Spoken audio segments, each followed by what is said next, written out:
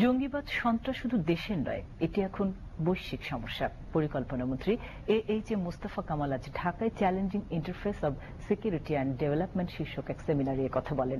এ সময় অন্যান্যের মধ্যে সাবেক নির্বাচন commissioner brigadier general Mohammad Sakhawat Hossain, major general A K M. Abdur Rahman, FBCCI এর সাবেক সভাপতি মীর নাসির হোসেন উপস্থিত ছিলেন। পরিকল্পনা মন্ত্রী বলেন, একটি দারিদ্র্য ক্ষুধামুক্ত দেশ হিসেবে গড়ে তোলা ও জ্ঞানভিত্তিক শিক্ষা সুনিশ্চিত করে দেশে একটি টেকসই উন্নয়ন লক্ষ্যমাত্রা অর্জনে কাজ করে যাচ্ছে বর্তমান সরকার।